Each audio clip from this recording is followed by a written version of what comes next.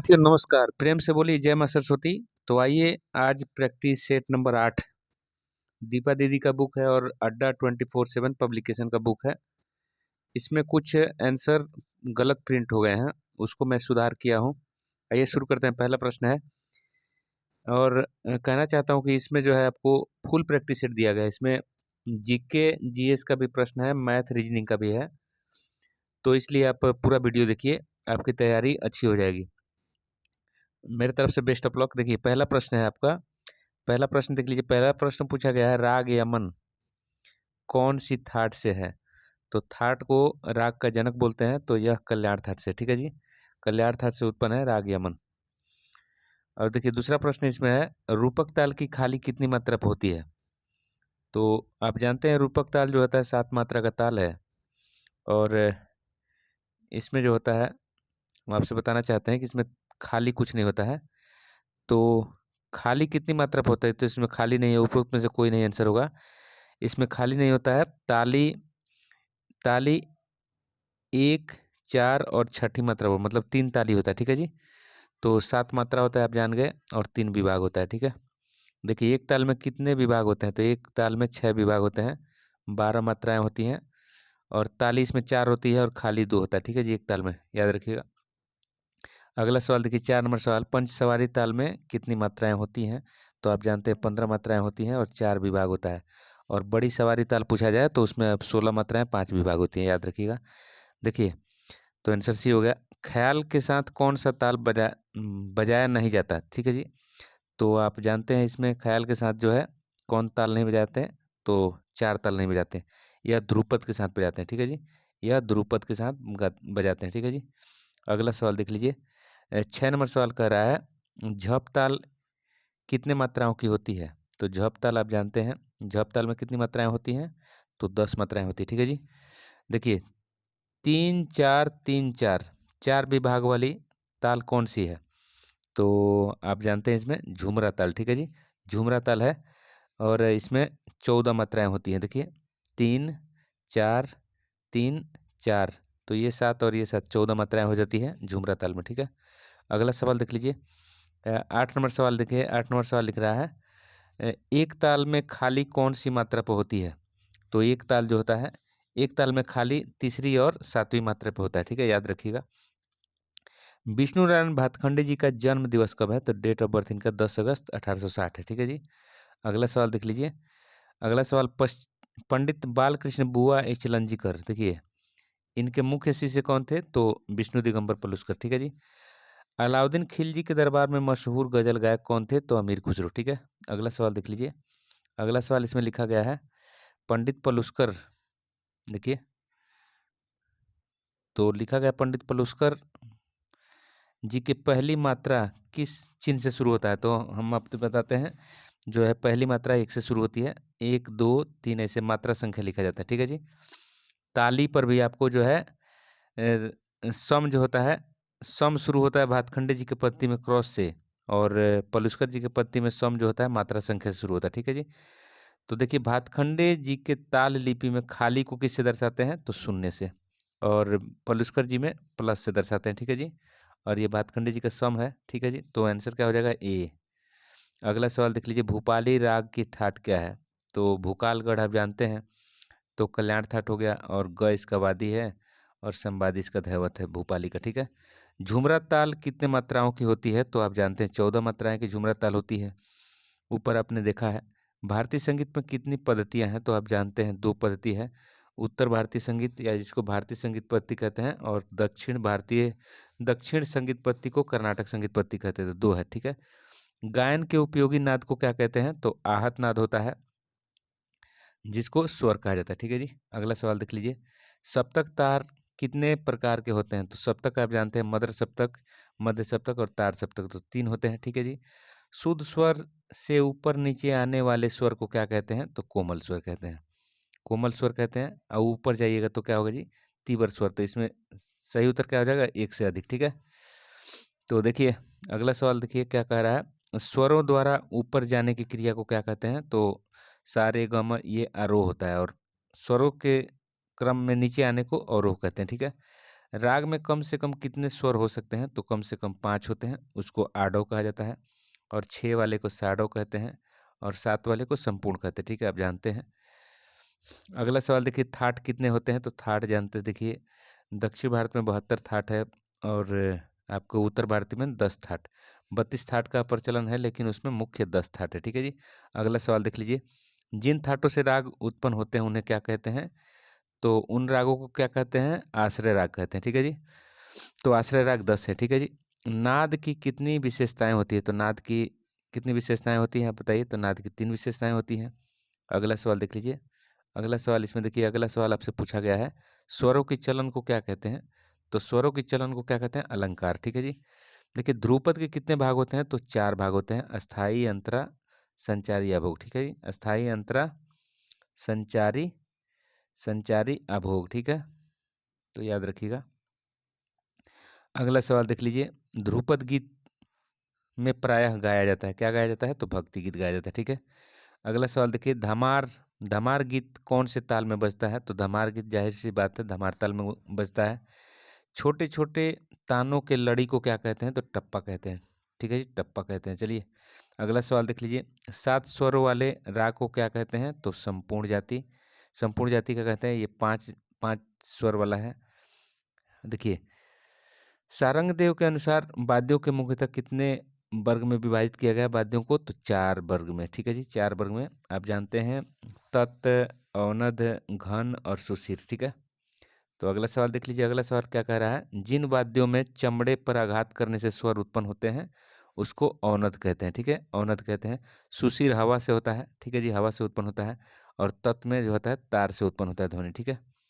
अगला सवाल देख लीजिए। अगला सवाल लिख रहा है, इस राज से कौन से यंत्र को बजाते हैं, तो इस राज से आप किसको बजाते हैं, इस राज को कौन से यंत्र से बजाते हैं, तो कमानी से बजाते हैं। ठीक है, इस राज को कमानी से बजाते हैं। देखिए अगला सवाल लिख रहा है, 34 नंबर सवाल लिख रहा है, किसी एक स्वर से दूसरे स्वर तक जाने को गायन में मीड कहते हैं, तो वाद्यों में क्या कहते हैं, वाद्यों में कहते हैं इसको सत। ठीक है जी, वाद्यों में इसको सत कहते हैं। अगला सवाल देख लीजिए, 35 नंबर, दिल्ली बाज को क्या कहते हैं, तो मस्जिद खानी गत, मस्जिद खानी गत। और वहीं राजा खानी गत किसको बोलते हैं, लखनऊ बाज को। ठीक है जी। अगला सवाल देख लीजिए, तबले के ठेका सुनकर हम क्या पहचानते हैं, तो लय को पहचानते हैं, ताल को पहचान लेते हैं। ठीक है जी, ताल को। तानपुरा को किसके द्वारा बजाया जाता है, तो उंगलियों से बजाते हैं तानपुरा। तानपुरा में 4 तार होता है, आप जानते हैं। शहनाई में किस यंत्र द्वारा, शहनाई में किस यंत्र द्वारा स्वर उत्पत्ति होता है, तो पत्ती के द्वारा। ठीक है जी। उस्ताद अली अकबर खां कौन से वाद्य यंत्र बजाते, तो सरोद। ठीक है जी, सरोद। ठीक है। अगला सवाल देख लीजिए, हिंदुस्तान हिंदुस्तान में मशहूर शहनाई वादक कौन है, तो बिस्मिल्लाह खां, जानते हैं आप, 2001 में इनको भारत रत्न मिला। अगला सवाल देख लीजिए, 42 नंबर, राग वृंदावन सारंग का सम प्रकृति राग क्या है, तो मतलब इसके प्रकृति से मिलता हुआ, तो काफी, काफी राग है। ठीक है जी। और काफी राग में देखिए, काफी राग में निषाद कोमल। ठीक है जी, गंधार कोमल। निम्न में से कौन सा राग आश्रय राग होते हुए भी साडो साडो जाति का है, मतलब 6 आरोह में 6 अवरोह में, तो मारवा राग हो गया। इसमें पंचम वर्जित होता है। ठीक है जी, मारवा में पंचम, और इसमें ऋषभ जो होता है वादी होता है और धैवत होता है संवादी। ठीक है जी। और इसका जो है देखिए, इसका गायन समय जो होता है दिन का चौथा पहर होता है। ठीक है। अगला सवाल देख लीजिए, पखावज पर सामान्यतः गंभीर ताले कौन सी बजती है, तो आप जानते हैं धमार। पखावज पर धमार ताल बजता है। देखिए निम्न में से कौन से जोड़ी की ताले मात्राओं की दृष्टि से बेमेल है, तो बेमेल देखिए, ये तो 10-10 मात्राएं हो गए। सूल ताल में 10 मात्राएं, झप ताल में 10 मात्राएं, रूपक में 7 मात्राएं और आपको तिबरा में 16 मात्राएं। ठीक है जी।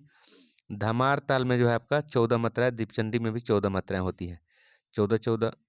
तो ये भी समान हो गया और ये भी समान हो गया, तो बेमेल क्या है, ये 7 और 16 वाला, तो आंसर क्या हो जाएगा, बी। ठीक है जी, आंसर बी हो गया। अगला सवाल देख लीजिए, कौन सा स्वर किसी राग में विवादी नहीं हो सकता, तो विवादी देखिए, विवादी षड्ज नहीं होता है। ठीक है, इसको अस्थाई स्वर कहते हैं। 47 नंबर सवाल है, निम्न में से किस राग में वक्र स्वर लगते हैं, तो वक्र स्वर किस में लगते हैं, तो तिलक कामोद में। ठीक है जी, ये खमाज थाट से उत्पन्न होता है।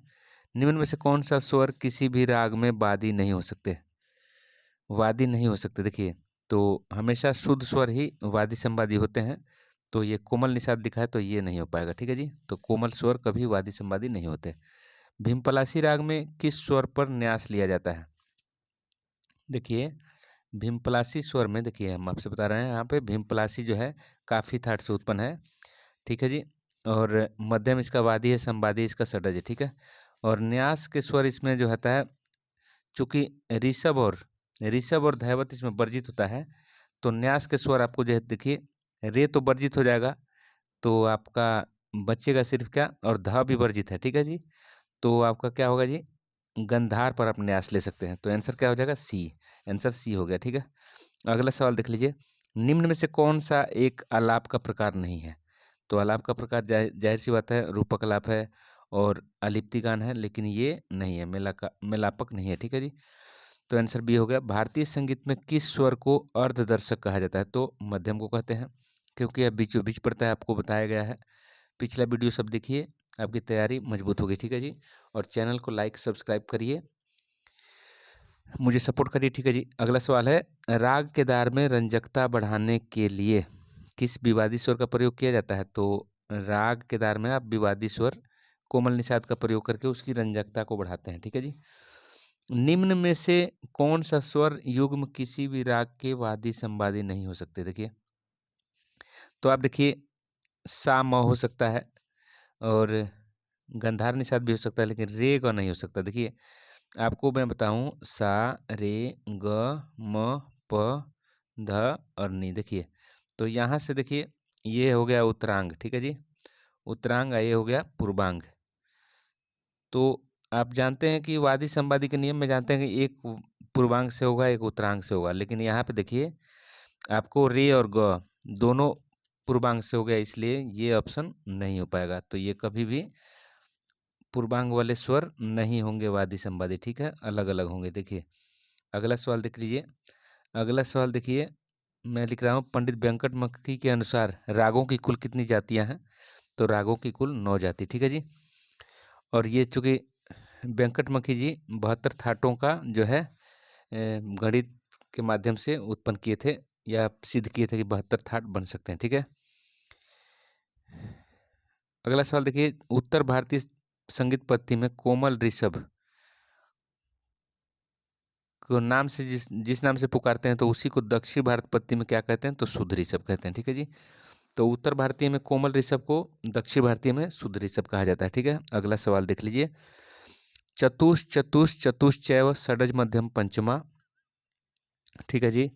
द्वय द्वय निषाद गंधारो तीत स्त्री ऋषभ धैवतो, श्रुतियों पर स्वर स्थापित करने वाला यह दोहा किसने रचा? तो भरत मुनि ने रचा, ठीक है जी। अगला सवाल देखिए, लक्षण गीत से आप क्या दर्शाते हैं? मतलब लक्षण गीत का क्या उद्देश्य होता है? तो राग का परिचय कराना। अगला सवाल देखिए, नाट्य शास्त्र के रचनाकार कौन है? तो भरत मुनि, ठीक है। अगला सवाल देख लीजिए, शाहजहां का दरबारी संगीतज्ञ क्या था? तो छत्तर खां था। देखिए किसी तार पर एक सिरे से 36 डिग्री की दूरी पर तार तारसा, ठीक है जी, तारसा स्थापित की गई, तो पंचम की स्थापना कहाँ होगी? तो 24 इंच पर, ठीक है जी। अगला सवाल देख लीजिए, तानपुरा में कितने तार होते हैं? तो आप जानते हैं 4 तार होते हैं। देखिए तानपुरा का एक अंग तुम्बा, यह किससे बना होता है? तो जंगली लौकी से बना होता है, ठीक है जी। अगला सवाल देख लीजिए, हाथी दांत के छोटे छोटे टुकड़े तानपुरे की सभी तारों में घुड़च और कील के मध्य पिरोए जाते हैं, उसे क्या कहते हैं? तो मनका, ठीक है। अगला सवाल देख लीजिए, पुरुषों के तानपुरा पुरुषों के तानपुरा में पीतल का तार कहाँ होता है? तो पीतल का तार होता है पहला और चौथा तार, ठीक है जी। और महिला में पूछा जाए तो महिला में पहला, दूसरा और तीसरा ये तीनों लोहा के होते हैं, और चौथा जो होता है पीतल का होता है, ठीक है जी। तो चौथा पीतल का होता है और ये तीनों एफी लोहा का होता है, ठीक है। अधिक उतार चढ़ाव के लिए तार को किससे किससे मिलाते हैं? तो खूंटी से, ठीक है जी। महिलाओं के तानपुरे का प्रथम तार किससे बना होता है? तो लोहा से, ठीक है जी। और चौथा तार, ये देखिए चौथा तार बनेगा पीतल से, ठीक है। मिजराब कौन से, आपको बताना है कि कांसा, कांसा जो होता है मिश्र धातु, इसमें कौन कौन धातु से मिलकर बना होता है? आपको बताना है, कमेंट करके बताइए, साइंस का सवाल है, ठीक है जी, कमेंट करके बताना है, ठीक है। मिजराब कौन से वाद्य यंत्र से बजाते हैं? तो आप जानते हैं मिजराब कौन से वाद्य यंत्र में आता है? बताइए सही सवाल क्या हो जाएगा जी?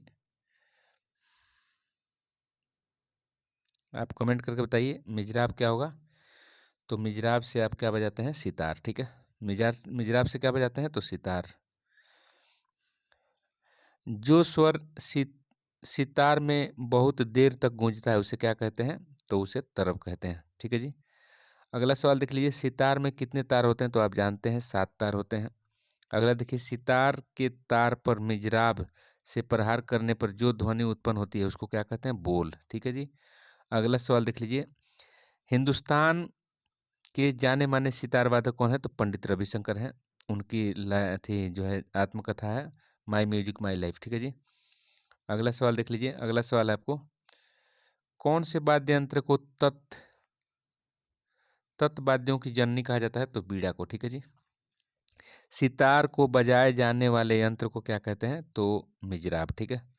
अगला सवाल देख लीजिए, 74 नंबर सवाल लिख रहा है। 74 नंबर सवाल आपसे पूछा जा रहा है, धातु की एक छोटी पत्ती जिससे सरोद बजाए जाते हैं उसे क्या कहते हैं? तो आप बताइए। जवा कहते हैं। ठीक है। जिन वाद्यों में हवा से स्वर उत्पन्न होते हैं उसे क्या कहते हैं? तो सुशीर कहते हैं। ठीक है जी। सुशीर कहते हैं जिनसे हवा से उत्पन्न होता है ध्वनि। ठीक है। बीड़ा क्या है? तत् है, और बांसुरी सुशीर में आ गया, और सितार भी तत् हो गया। ठीक है जी। अगला सवाल देख लीजिए, अगला सवाल इसमें देखिए, अगला सवाल है आपका 76 नंबर, रात 12 बजे। देखिए, रात 12 बजे से लेकर दिन के 12 बजे तक जो राग गाए जाते हैं उसको उत्तर राग कहते हैं। ठीक है, उत्तरांग। ख्याल कितने प्रकार के होते हैं? दो प्रकार के। कौन कौन? तो द्रुत ख्याल और विलंबित ख्याल। ठीक है। जो ख्याल धीमी लय में गाया जाता है उसको विलंबित ख्याल कहते हैं। अगला सवाल देख लीजिए, राग में प्रयोग किए जाने वाले स्वरों की तालबद्ध रचना को क्या कहते हैं? तो तालबद्ध रचना को क्या कहेंगे जी? सूरादर्थ। राग में प्रयोग किए जाने वाले स्वरों के तालबद्ध रचना को सूरादर्थ कहते हैं। 80 नंबर सवाल है, अचल स्वर कितने होते हैं? तो 2, सा और पा। ठीक है जी। तो म्यूजिक का सवाल इतना ही। अगले अब देखिए, यहाँ पे आपको हम जीके का सवाल दिखा रहे हैं, बहुत ही अच्छा बुक से है, आप इसको देखिए। पहला सवाल इसमें पूछा गया है, भारतीय संविधान में मूल कर्तव्यों को शामिल करने का विचार किस देश से लिया गया है? तो सोवियत संघ, पूर्व सोवियत संघ, जिसको अब रूस कहा जाता है। ठीक है जी। अगला सवाल है, संविधान में मूल कर्तव्यों से संबंधित प्रावधान निम्नलिखित में से किस समिति के द्वारा प्रस्तुत किया गया? तो सरदार स्वर्ण सिंह समिति, और 1976 में लागू हुई। ठीक है देखिए, और ये आठ मूल कर्तव्यों का बात किए थे। ठीक है, याद रखिएगा। देखिए, निम्नलिखित में किस वर्ष संविधान में मूल कर्तव्यों को अंतः स्थापित किया गया? तो बताइए कब होगा? 1976। ठीक है जी। मौलिक कर्तव्यों को निर्धारित किया गया तो 42वें संविधान संशोधन के द्वारा। ठीक है जी। 42वें संविधान संशोधन के 10 आदर्श को किस नाम से जाना जाता है? तो मौलिक कर्तव्य। ठीक है जी। बाद में 2002 में 11 मौलिक कर्तव्य हुए। ठीक है जी। 1976 में 42वें संशोधन द्वारा संविधान के नागरिकों के लिए कितने मौलिक कर्तव्य दिया गया? तो 10। और 2002 में जो है 86वां संविधान संशोधन हुआ जिसमें शिक्षा का अधिकार जो है मौलिक कर्तव्य में लागू किया गया, तो 2002 से 11 मौलिक कर्तव्य हो गए। ठीक है जी। 7 नंबर देखिए, भारतीय संविधान में मूल कर्तव्य कब समाविष्ट किए गए? तो 1976 में। सरदार स्वर्ण सिंह समिति, याद रखिए। संविधान के किस भाग में मूल कर्तव्यों के अध्याय को जोड़ा गया है? तो इसका सही उत्तर हो जाएगा भाग 4 क। ठीक है जी। देखिए, भारतीय संविधान में मौलिक कर्तव्यों की सूची निम्नलिखित में से किस भाग के रूप में जोड़ी गई थी? तो सही उत्तर हो जाएगा, बताइए, भाग 4। ठीक है जी। अगला सवाल देखिए, भारतीय संविधान के किस अनुच्छेद में मौलिक कर्तव्यों की चर्चा की गई है? तो अनुच्छेद 51 ठीक है जी। अगला सवाल देखिए, और अनुच्छेद 51 में क्या है आप कमेंट करके बताइए। ठीक है, अनुच्छेद 51 में क्या है कमेंट करके बताना है। वर्तमान में संविधान में कुल कितने मूल कर्तव्य हैं? तो 11 हैं। ठीक है जी। 11वां कौन है? तो शिक्षा का व्यवस्था करना बच्चों के लिए। किस संविधान संशोधन अधिनियम द्वारा संविधान में मूल कर्तव्यों को शामिल किया गया? तो 42वें संविधान संशोधन 1976। ठीक है जी। अगला सवाल देख लीजिए, अगला सवाल है, मौलिक कर्तव्यों को संविधान में सम्मिलित किए जाने का प्रयोजन है, क्या प्रयोजन है? तो आप इसका सही उत्तर हो जाएगा विनाशक एवं असंवैधानिक गतिविधियों को नियंत्रित करना। ठीक है जी, ये सही उत्तर हो जाएगा। ठीक है, अगला सवाल देखिए, संविधान में उल्लेखित मौलिक कर्तव्य किसके लिए हैं? तो सभी नागरिकों के लिए है। ठीक है जी, अगला सवाल देख लीजिए। अगला सवाल है, मौलिक कर्तव्यों की अवहेलना करने वालों को तो दंड देने की व्यवस्था नहीं है, क्योंकि यह बाध्यकारी नहीं है। ठीक है जी, तो अगला सवाल देख लीजिए, भारत भारत के प्रत्येक नागरिक का कर्तव्य होगा कि प्राकृतिक पर्यावरण का संरक्षण एवं सुधार उपरोक्त कथन के संविधान के किस अनुच्छेद से संदर्भित किया गया है? तो अनुच्छेद 51 है। ठीक है जी, अगला सवाल देख लीजिए, निम्नलिखित में से कौन सा एक मौलिक कर्तव्य नहीं है? मौलिक कर्तव्य नहीं है, बताइए। तो राज्य का आज्ञा पालन ये है मौलिक कर्तव्य, समाज का आज्ञा पालन ये भी सही है, कानून का आज्ञा पालन ये भी है, लेकिन ये करों की अदायगी ये मौलिक कर्तव्य नहीं है। ठीक है जी, देखिए निम्नलिखित में से कौन सा एक मौलिक कर्तव्य नहीं है, यहाँ पे भी देख लीजिए। तो यहाँ पे आपको सही उत्तर है संविधान का पालन करना है, ये देश की एकता और अखंडता की रक्षा करना ये भी मौलिक कर्तव्य है, धर्मनिरपेक्षता का पालन करना, सार्वजनिक संपत्ति को सुरक्षित करना ये भी है, लेकिन ये नहीं है, धर्मनिरपेक्षता वाला नहीं है। ठीक है जी, अगला सवाल देख लीजिए। अगला सवाल है 19 नंबर, निम्नलिखित में से भारत में मौलिक कर्तव्य कौन सा है? बताइए। तो मौलिक कर्तव्य आपको इसका सही उत्तर होगा हमारी मिली जुली संस्कृति की समृद्ध विरासत को संरक्षित करना व महत्व प्रदान करना, ये बी हो जाएगा सही उत्तर। ठीक है जी, अगला सवाल देखिए, निम्नलिखित में से कौन सा मौलिक कर्तव्य नहीं है? तो आप देखिए, आम भाईचारा की भावना को उजागर करना ये है, राष्ट्रीय उद्यमों का संरक्षण करना ये नहीं है, वैज्ञानिक संस्कार का विकास करना ये भी है, भारत की समृद्धि विरासत का संरक्षण करना ये भी है, लेकिन बी इसका आंसर नहीं है। अगला सवाल देख लीजिए।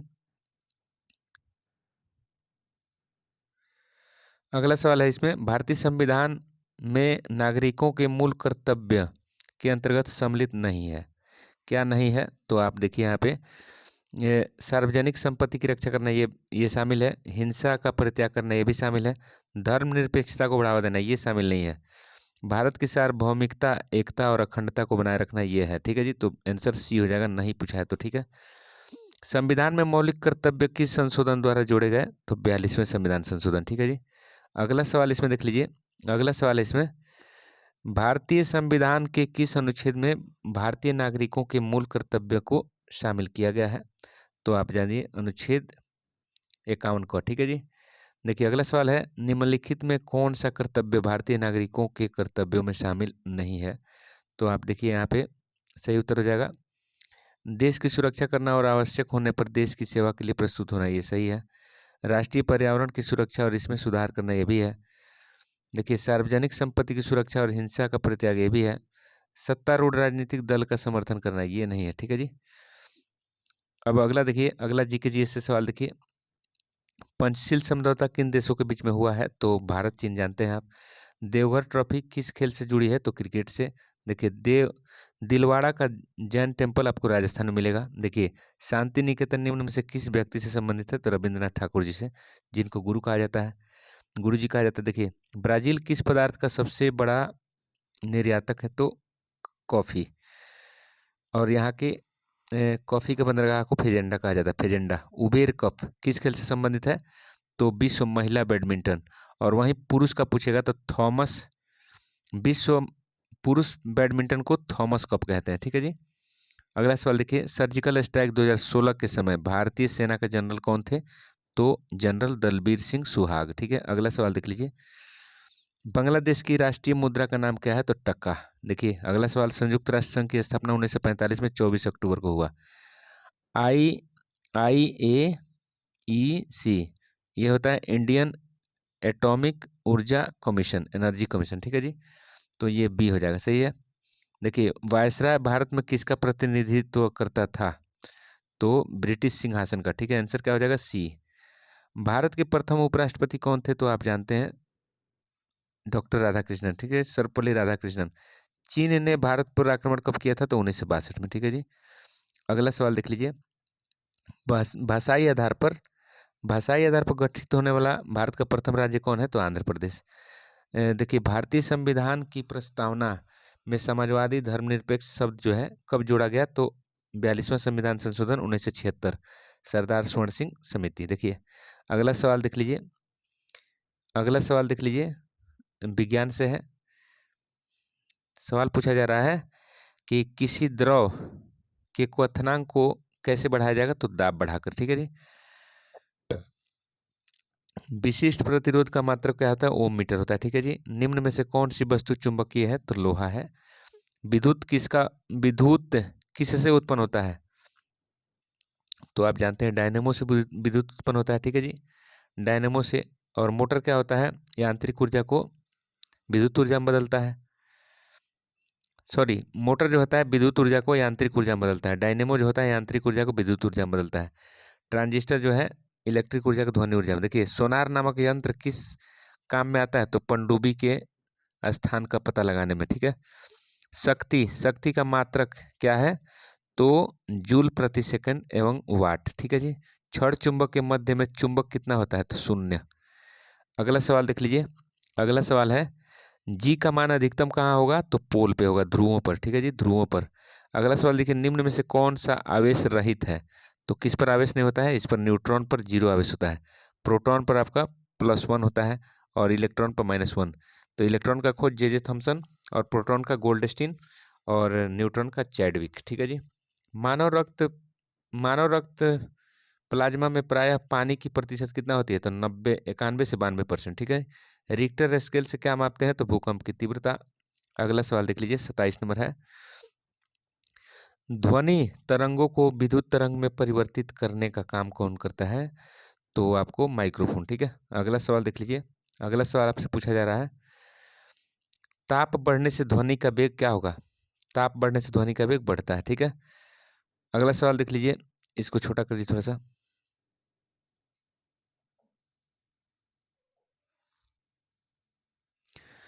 प्रिज्म के लिए अधिकतम विचलन कोण किस रंग का होगा, अधिकतम विचलन कोण बैगनी रंग का होगा। ठीक है। ट्रेकोमा रोग किससे संबंधित है, तो आंख का बीमारी है ट्रेकोमा। ठीक है जी। तो अब आगे हम जो है मैथ के सवाल देखने जा रहे हैं। ठीक है जी।